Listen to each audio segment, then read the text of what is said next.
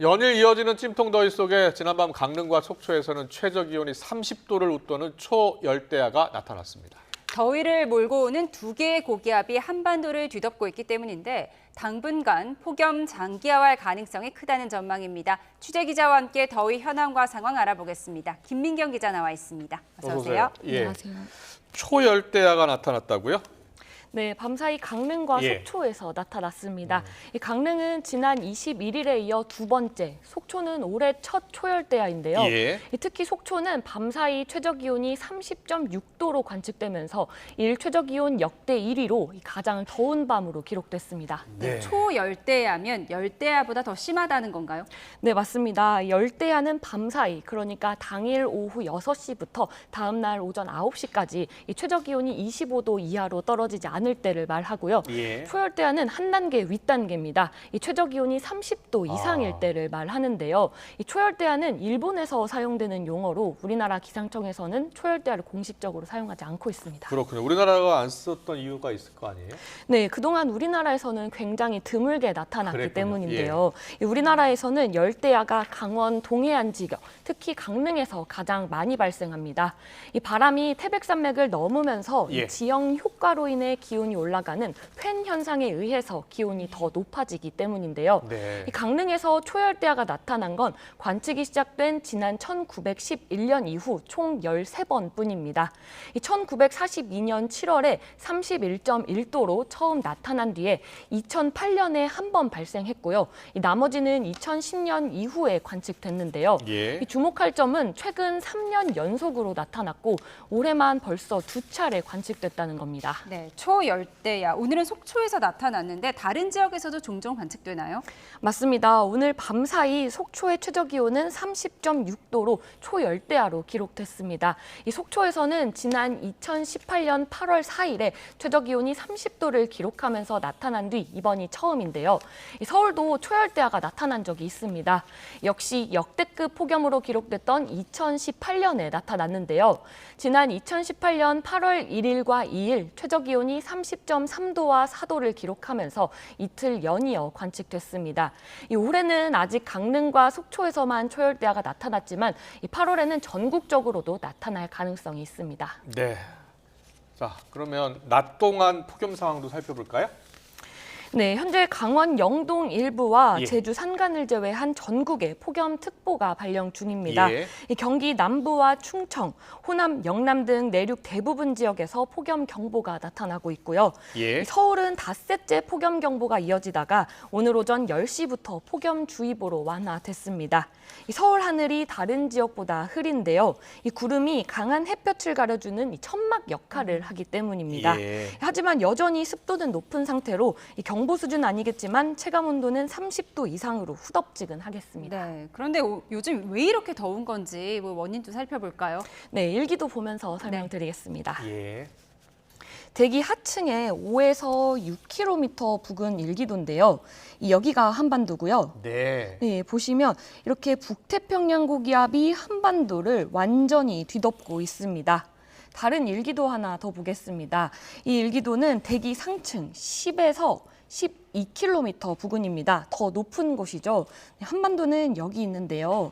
이렇게 이번에는 중국 북쪽에서부터 이렇게 한반도를 남쪽으로 완전히 뒤덮고 있습니다.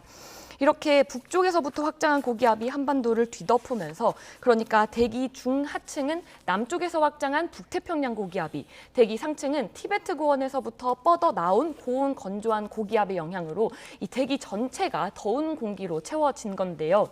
쉽게 말하면 두꺼운 이불을 머리 끝까지 덮으면 숨이 막히지 않습니까? 예. 이 한반도가 아주 두꺼운 이불을 두 개나 덮고 있는 겁니다. 아, 그렇군요. 8월도 아닌데 이렇게 더우면 역대급 더위로 기록되던 2018년 폭염보다도 더 더울 수 있다고요?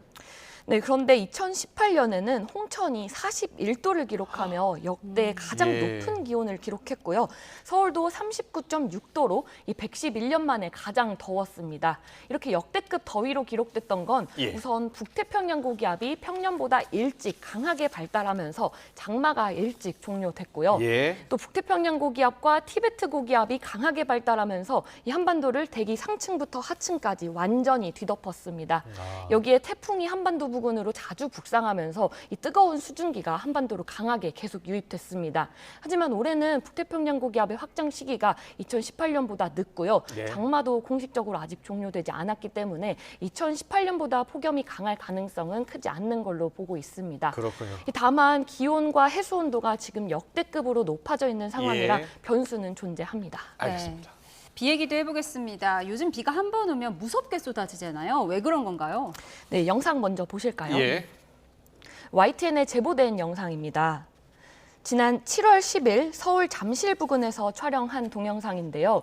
이 전반적으로 구름이 껴있는 가운데 저기 북쪽 일부 지역에만 구름 기둥이 솟아 있습니다. 그렇네요. 예. 또 다른 사진 보겠습니다. SNS에서 화제가 됐던 강원도 원주 사진인데요. 이 연기가 하늘로 빨려 올라가는 것처럼 한 곳에서만 구름이 강하게 발달해 있어서 송곳포구, 송곳소나기로 불렸었는데요. 예. 이게 소나기를 뿌리는 비구름입니다. 이 여름철에 자주 나타나는 현상인데요. 이 강한 햇볕으로 달궈진 지면과 대기 상층의 찬 공기와의 온도 차이 때문에 이 대기가 불안정해지면서 이 구름이 수직으로 강하게 발달했기 때문입니다. 그렇군요. 최근 저 비를 보면서 동남아에 많이 내리는 스콜 아니냐 이런 분들 말 많이 하는데 스콜 맞아요?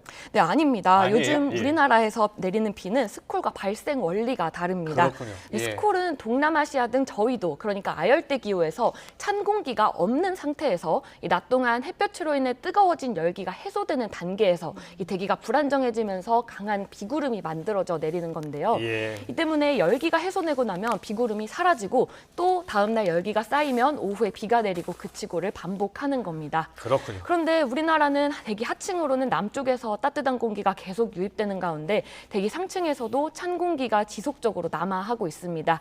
이 성질이 다른 두 공기가 부딪히면서 대기가 매우 불안정한 가운데 이 낮 동안 달궈진 열기도 가세하면서 비구름이 강하게 발달한 건데요. 이 긴 수건을 욕조에 흠뻑 적시고 세로로 세워둔 채로 아랫부분만 조금 비틀면 물이 얼마 안 나오잖아요. 예. 이게 스콜이고요.